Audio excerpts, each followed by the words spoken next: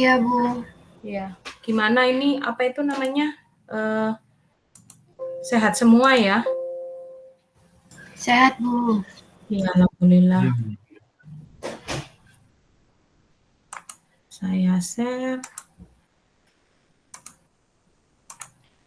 Oke, pagi hari ini saya akan menjelaskan materi tentang proses sosial, ruang personal ya.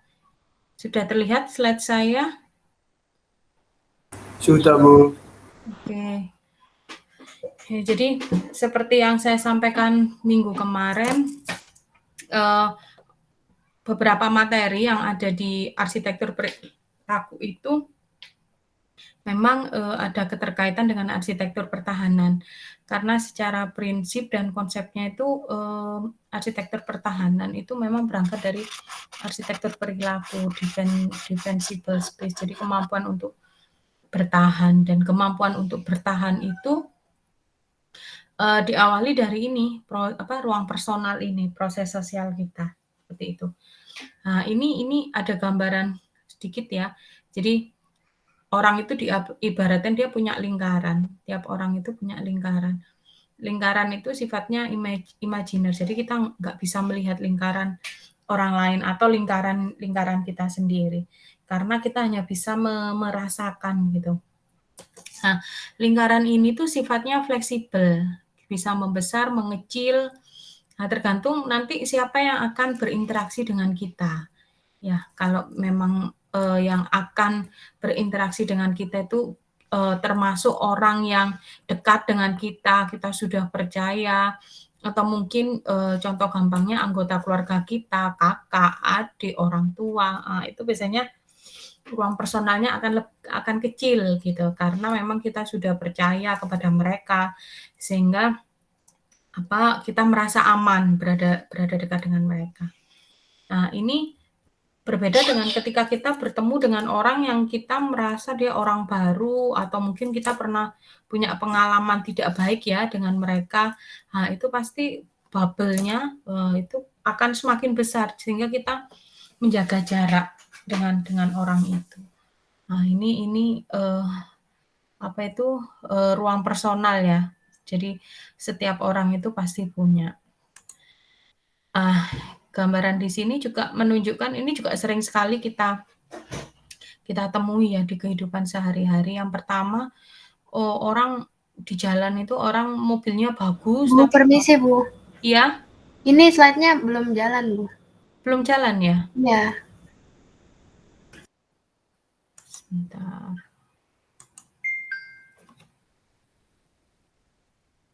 Ini masih belum jalan?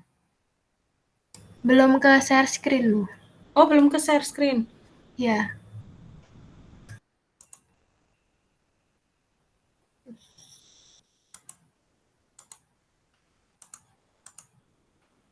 Ini terlihat? Sudah, Bu. Oh ya. Terus saya besarkan.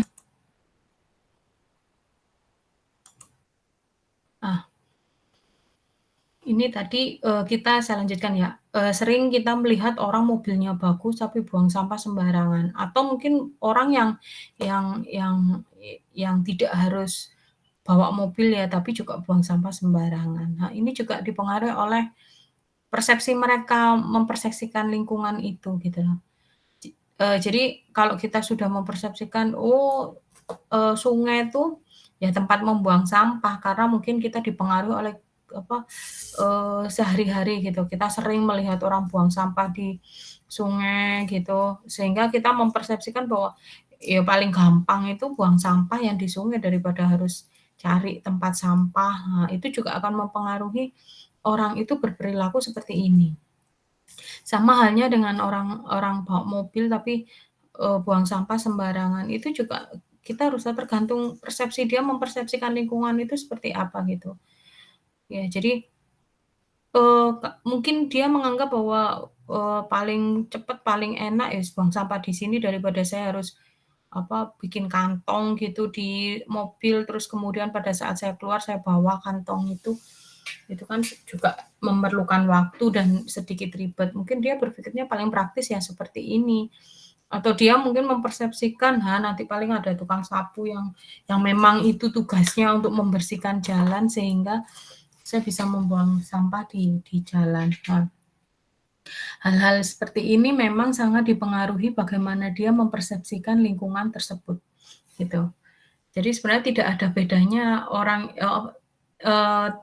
tidak bisa ditetapkan bahwa kalau orang kaya itu pasti atau orang berpendidikan tinggi itu pasti dia kalau buang sampah di tempatnya.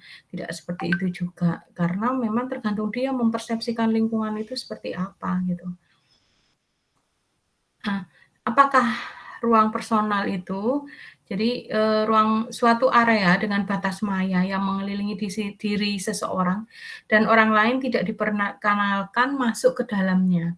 Ruang personal itu seolah-olah menyerupai sebuah balon atau tabung yang menyelubungi kita, membatasi jarak dengan orang lain, dan tabung itu membesar dan mengecil bergantung dengan siapa kita sedang berhadapan. Jadi ini ruang personal itu seperti itu, sebenarnya sudah saya sampaikan tadi di depan bahwa dia itu sifatnya fleksibel sekali, bisa membesar, mengecil tergantung siapa sih yang mau berinteraksi dengan kita.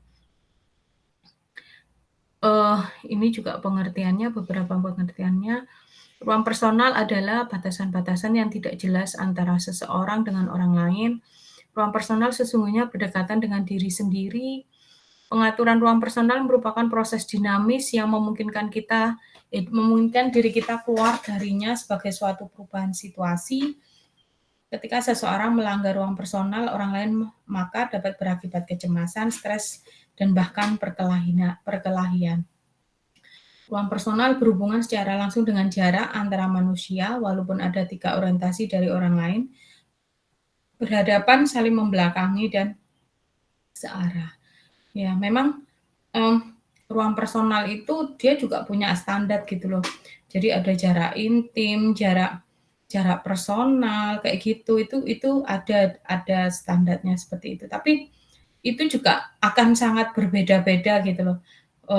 Setiap orang juga bisa sesuai standar itu atau mungkin tidak sesuai standar itu.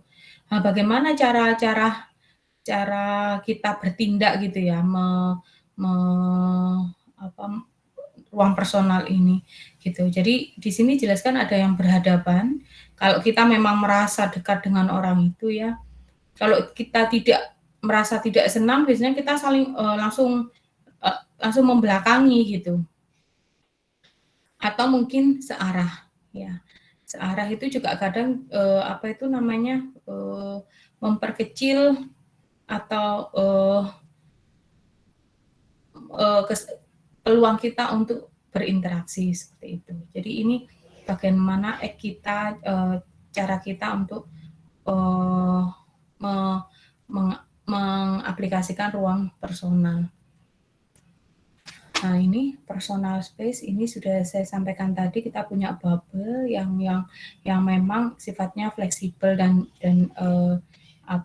tidak terlihat seperti itu. Nah, ini contohnya setiap orang itu pasti dia punya ruang personal sendiri-sendiri yang juga berbeda-beda. Nah, ini standar-standar yang memang terkait dengan jarak ya. Jadi ruang personal itu ada 4, standarnya ada jarak intim, jarak personal, jarak sosial, dan jarak publik. Nah, kalau jarak intim ini sampai dengan maksimal 0,15 meter, tidak sampai 1 meter ya. Jadi karena memang biasanya kalau jarak intim ini dengan keluarga atau mungkin suami istri, sahabat dan lain sebagainya, sehingga jarak ini tuh karena mereka merasa nyaman ya, sehingga jarak intimnya itu sangat dekat gitu. Kalau jarak personal ini fase dekatnya setengah sampai 0,75 meter dan fase jauhnya sampai 1,2 meter. gitu. Jadi ini biasanya sahabat, orang yang akrab gitu, seperti itu.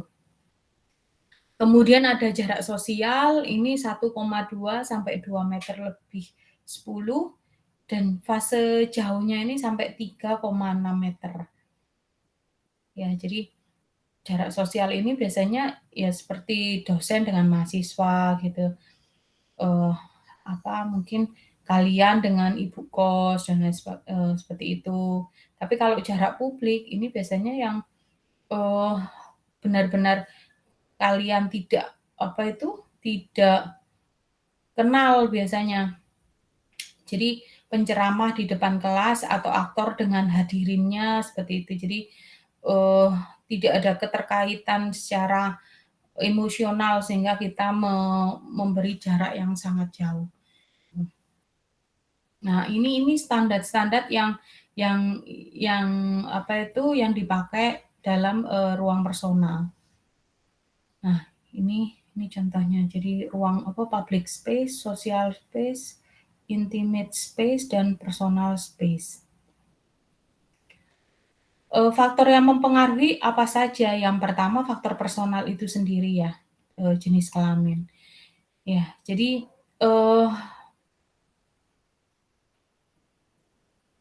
sebenarnya itu laki-laki dan perempuan itu dia memiliki ruang personal yang, berbeda. Biasanya laki-laki dan perempuan kalau apalagi orang yang, tidak pernah, bertemu atau kenal itu pasti dia, ruang personalnya akan lebih besar gitu, kecuali itu, eee, sahabat gitu ya, tapi sahabat pasti juga kalau berlawanan jenis, ruang personalnya juga akan besar gitu, karena memang, beberapa keyakinan juga membatasi gitu loh interaksi antara laki-laki dan perempuan. Tapi ketika bertemu dengan sahabat yang sama jenis kelaminnya, cewek dengan cewek, cowok dengan cowok itu ruang personalnya akan kecil gitu loh. Mereka sudah merasa akrab gitu. Jadi apa, eee, mereka, berbicara dengan berbisik-bisik dan lain sebagainya. Nah, itu juga perwujudan dari bahwa mereka itu ruang personalnya mengecil. Kemudian umur. Nah, jadi biasanya kalau anak kecil itu kan, ruang personalnya itu kecil karena mereka merasa teman bermain itu tidak hanya sesama jenis dia gitu loh, tapi semuanya. Apalagi kalau zaman dulu ya yang masih minim dengan, gadget, kita, bermain itu ya lebih lebih mengedepankan motorik kasarnya sehingga, ketika bermain itu ya laki-laki dan perempuan itu interaksi gitu loh, dan di sana biasanya tidak ada gap. Baru ketika ABG, itu mereka sudah ada apa, gap antara laki-laki dan perempuan. Nah, sampai dengan dewasa. Kemudian tipe kepribadian yang ketiga, ya jadi biasanya kan ada yang orang introvert, ekstrovert, itu juga akan sangat mempengaruhi ruang personalnya. Biasanya kalau orang introvert itu, dengan siapapun karena dia introvert ya bubble-nya itu akan sangat besar gitu. Dia akan membatasi orang, masuk ke dalam ruang personal dia.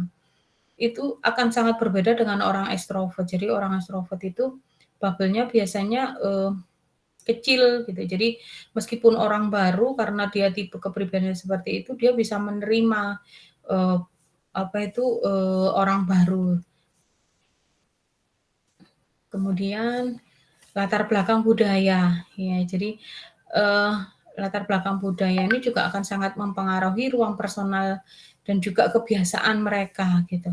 Misalnya kalau muslim gitu kan, ketemu dengan sesama muslim gitu, mereka berpelukan, atau mungkin bahkan di beberapa negara barat mereka sampai, apa itu, ketemu dengan teman, apa ya, ber ber ber masa berciuman ya, kecup kening, seperti itu. Jadi, kalau mungkin di sini seperti, tradisi seperti itu ya dianggap tabu ya. Nah, itu makanya, latar belakang budaya itu juga akan sangat mempengaruhi ruang personal.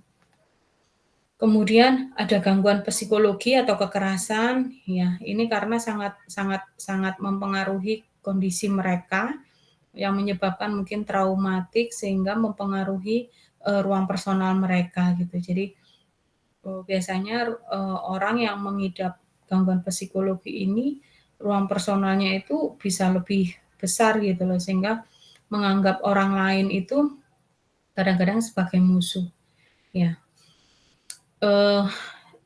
Tapi juga kadang kecil gitu, ruang personalnya kecil karena dia menganggap orang itu bisa jadi menjadi teman dia, karena memang gangguan psikologi ini tidak berbeda ya dengan orang normal, sehingga mungkin standarnya juga berbeda tentang ruang personal. Kemudian kondisi kecacatan, ya. Jadi kondisi kecacatan ini juga akan sangat berbeda ruang personalnya gitu. Jadi kadang orang yang cacat itu dia cenderung minder juga, jadi ruang personalnya itu mesti besar sehingga membatasi orang itu bisa masuk, ya. Atau bahkan yang mungkin sekarang itu banyak kita temui itu yang autis gitu ya. Autis itu juga ruang personalnya dia bisa sangat dekat, bisa sangat besar seperti itu. Atau anak hiperaktif itu kan aktif sekali, jadi biasanya ruang personalnya itu apa itu besar karena dia biasanya terlalu sibuk dengan dunianya sehingga menganggap orang lain itu bukan bagian dari dia, sehingga dia membuat jarak dengan orang-orang dewasa. Kemudian yang keenam, ketertarikan, ya. Ketertarikan ini macam-macam, bisa dilihat dari aspek persahabatan, ketertarikan kita dengan orang lain karena kita merasa cocok dengan dia bisa kita jadikan sebagai teman untuk curhat kita, atau mungkin ketertarikan terkait dengan percintaan gitu, kita senang dengan dia sehingga ruang personal kita ketika ketemu dengan dia itu pasti akan mengecil gitu.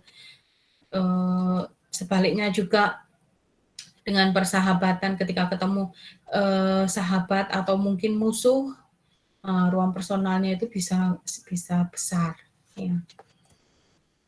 Kemudian rasa aman, ya. Jadi kalau kita merasa aman itu ruang personal pasti otomatis kecil, ya. Tapi kalau kita merasa takut, kalau kita merasa takut itu pasti ruang personalnya itu akan semakin besar, membatasi orang-orang yang bisa mengakses ruang personal kita. Kemudian persaingan atau kerjasama, kompetisi, itu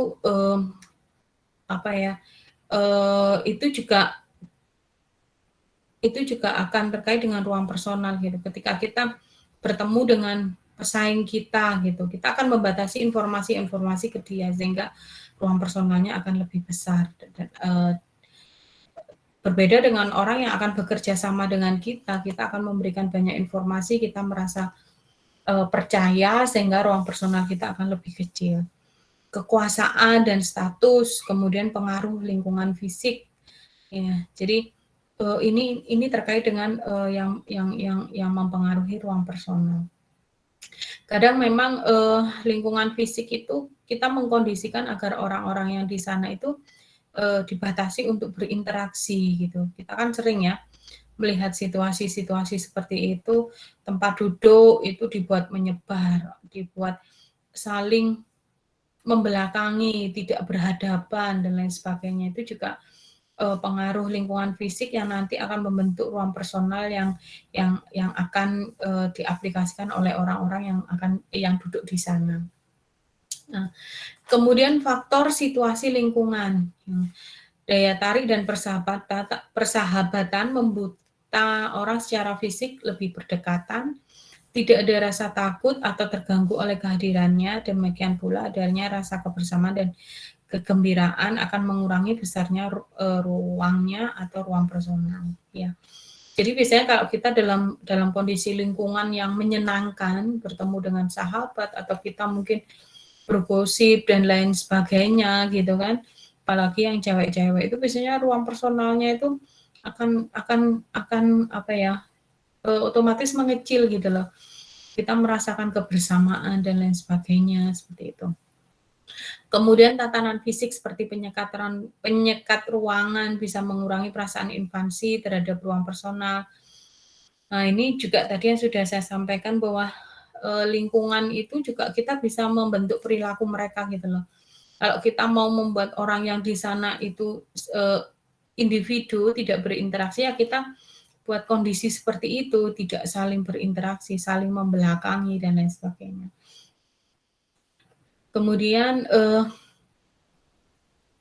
menurut Summer tahun 69 melakukan sejumlah simulasi mengenai kooperatif, kompetitif, dan mendapati bahwa sudut orientasi menjadi penting. Dalam situasi kompetitif, orang akan memilih duduk berhadapan, sedangkan dalam situasi kooperatif, orang memilih duduk berdampingan atau orientasi tidak langsung. Nah, ini juga bisa dijadikan sebagai acuan ya, bahwa ketika kita akan mendesain, kita mau menciptakan suasana yang seperti apa gitu. Apakah di sana kita pengen orang itu kumpul bareng, ngobrol bareng kayak di kafe itu ya, dia di sana dibuat senyaman mungkin, menikmati suasana yang ada, ngobrol dengan teman-teman sehingga suasananya dibuat mereka berinteraksi senyaman-nyamannya gitu. Tapi akan sangat beda ketika berada di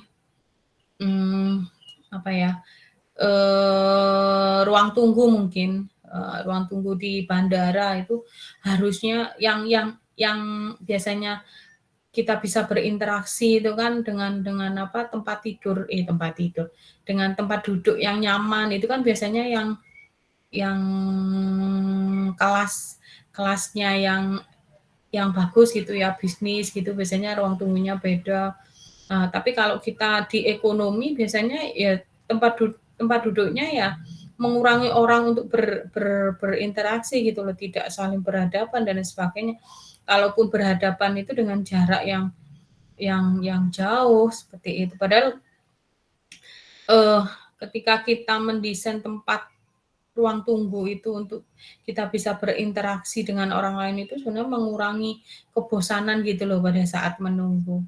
Nah, itu mungkin bisa dipertimbangkan ya bagi kalian nanti mungkin yang punya tugas SPA atau mungkin TA bikin ruang tunggu bandara.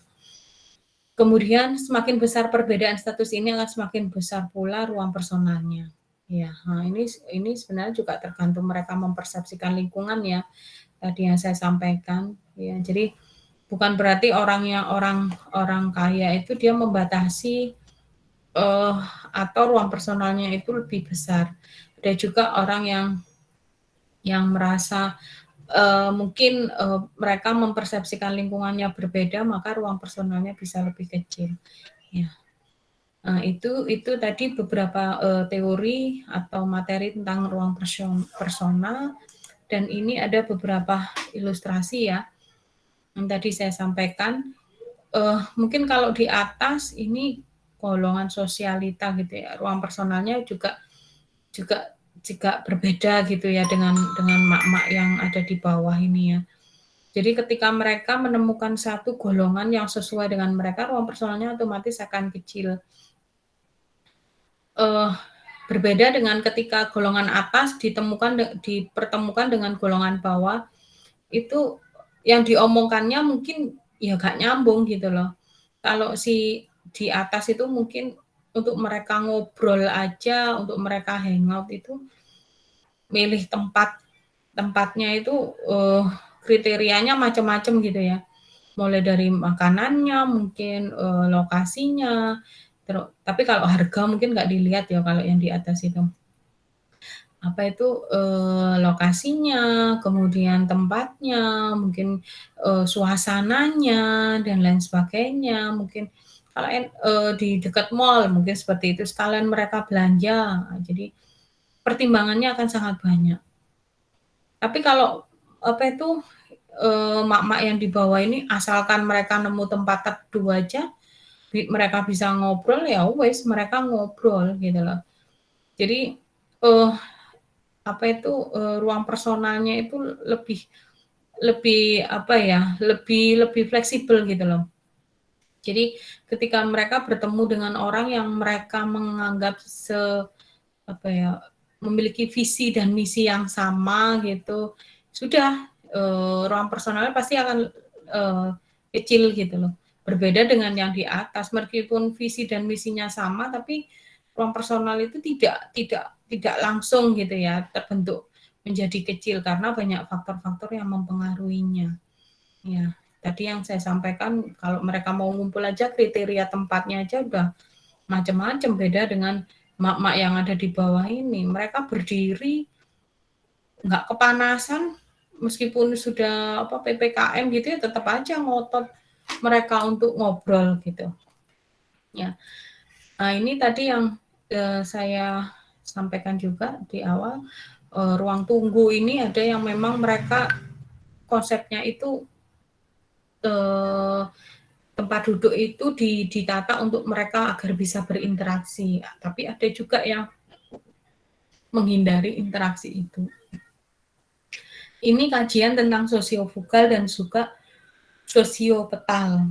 Nah, ini akan sangat penting kita mendesainnya disesuaikan dengan kita mau mendesain apa, tujuannya apa gitu. Kita mau yang cocok itu pakai sosiofugal atau sosiopetal. Nah, ini yang nantinya harus dipertimbangkan kalian juga ketika akan mendesain suatu ruangan ya, mau orientasinya seperti apa.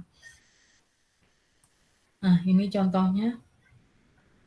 Nah, bandara yang di atas itu di Changi ya, Singapura. Kalau yang di bawah itu di Indonesia, saya nggak tahu ini di mana, tapi itu berbeda ya. Kalau di Changi, ya konsepnya orang bisa berinteraksi gitu loh. Jadi ruang personal itu dibuat mengecil sehingga mereka merasa nyaman, kalaupun ada delay itu nggak terlalu stres gitu loh. Tapi kalau kita melihat orang Singapura itu tipenya juga sangat beda dengan orang Indonesia ya. Kalau orang Indonesia mungkin meskipun dibuat konsep seperti ini, tapi mereka tetap bisa berinteraksi. Tapi kalau orang Singapura bisa jadi memang konsep ini dibuat itu agar orang mau berinteraksi. Ya. Karena memang individualnya orang Singapura itu lebih tinggi daripada orang Indonesia. Ini juga kamar kos gitu. Jadi biasanya kalau kita atau kalian mungkin kos ya, satu kamar berdua gitu. Karena kalian merasa cocok dengan kamar kos, mempunyai visi dan misi yang sama tentang kehidupan perkuliahan mungkin, jadi ya nggak ada bedanya tempat tidur, warna dan lain sebagainya, perletakannya. Nah, tapi akan sangat berbeda ketika kalian merasa sudah seumpama ngekos anak arsitek dengan anak ekonomi gitu. Yang arsitek itu nggak ada berhentinya ngerjakan tugas, yang anak ekonomi ya tugas paper-paper aja gitu. Itu kan beda gitu ya. Jadi mungkin kalian butuh space yang lebih besar atau karakter ruangnya yang lebih simple gitu. Itu jadi ketika masuk ke dalam kamar kos yang memiliki karakter berbeda, semacam ada batas gitu. Ada batas atau teritori bahwa ini ruangan saya, itu ruanganmu, ini tempat tidur saya, itu tempat tidurmu. Meskipun itu dalam satu ruangan gitu. Nah, itu mungkin itu dikarenakan karena mereka mempersepsikan lingkungannya berbeda, dipengaruhi oleh itu tadi, anak arsitek, budayanya nggak tidur, jarang tidur. Jadi kalau malam itu senang begadang, seperti itu. Akan sangat berbeda dengan anak ekonomi yang masih sempat bangun pagi, mandi, pakai makeup tipis-tipis terus kuliah gitu ya. Akan sangat berbeda dengan anak arsitek. Nah, ini juga nanti teritorinya berbeda karena dipengaruhi oleh ruang personal yang berbeda. Nah, sama halnya dengan kos-kosan. Kos-kosan di Jakarta, kosan karyawan yang memang kegiatan mereka atau aktivitas mereka yang berangkat kerja mungkin jam 6 pagi, pulang kerja jam 9 malam, sehingga mereka tidak membutuhkan ruang bersama gitu loh.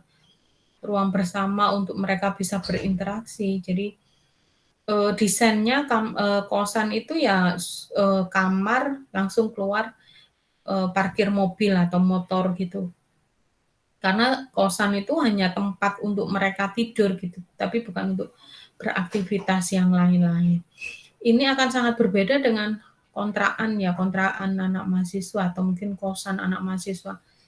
Ruang bersama itu penting gitu loh, karena banyak aktivitas yang mereka lakukan bersama di ruang itu gitu. Ya, karena memang mungkin keterbatasan fasilitas ya, karena biasanya kalau kosan atau kontrakan mahasiswa itu kan TV itu hanya satu di ruang-ruang mereka kumpul gitu ya. Ruang mereka kumpul juga biasanya space-nya lebih besar gitu. Beda dengan kosan atau kontrakan karyawan, semua fasilitas itu sudah ada di tiap kamar. Sehingga dia tidak butuh keluar atau dia tidak butuh berinteraksi dengan orang lain. Tuh. Ini juga akan mempengaruhi ruang personal mereka ya, pasti kalau yang di kontrakan seperti ini ruang personalnya kecil karena mereka sering berinteraksi gitu, sudah dekat antara personal, bahkan mungkin sudah tahu secara detail ya persoalan kehidupan dan lain sebagainya. Kan sangat berbeda dengan yang ada di kontrakan ini. Biasanya sebelah kamar aja nggak ngerti kerjanya apa, namanya aja siapa gitu, biasanya nggak ngerti. Nah, ini pasti ruang personalnya juga akan besar ketika mereka bertemu dengan teman kamar sebelah gitu. Karena memang mereka jarang berinteraksi. Ini juga rumah ya. Biasanya kalau rumah dengan yang full kayak gini, ini kan sering kita temukan ya. Biasanya orang-orangnya itu ya membatasi untuk bersosialisasi dengan orang lain gitu, orang-orang introvert seperti itu. Dan mungkin juga kenapa dia bisa berperilaku seperti itu karena mungkin persepsi yang didapatkan di lingkungan itu seperti itu. Ya, bisa jadi di sana tingkat kriminalitas tinggi ya. Sehingga dia harus mendesain bangunan seperti ini. Itu akan sangat berbeda dengan bangunan yang sekarang perumahan sekarang ya, klaster-klaster yang memang tidak diperbolehkan memakai pagar gitu ya. Jadi kesannya lebih terbuka, jadi orang masuk itu tanpa harus melewati pagar.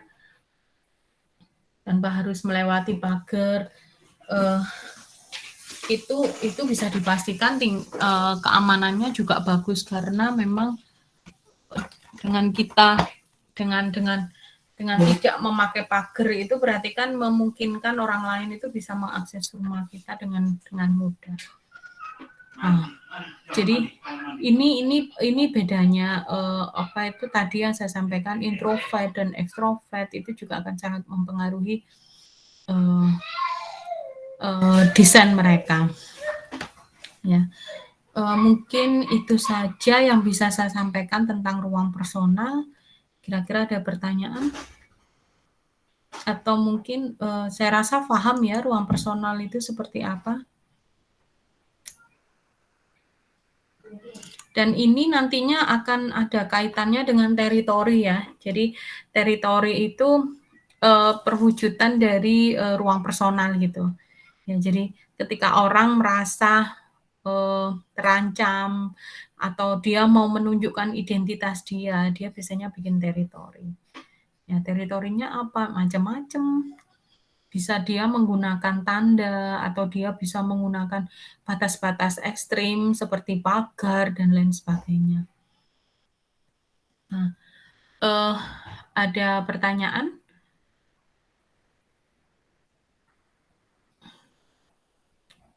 Belum, Bu. Belum ya? Oke, kalau belum ada pertanyaan, materi ini akan saya share di Google Classroom ya. Jadi kalian bisa ngambil ya di sana, mendownload, atau mungkin kalau nggak mau mendownload dibaca saja bisa. Ini kalau saya lihat pesertanya 25, berarti pesertanya 24 masuk semua. Kalau tidak ada pertanyaan, saya akhiri perkuliahan hari ini. Terima kasih sudah hadir. Wassalamualaikum warahmatullahi wabarakatuh. Waalaikumsalam. Terima kasih, Bu. Waalaikumsalam. Terima kasih banyak. Ya, Terima kasih, Bu. sama-sama.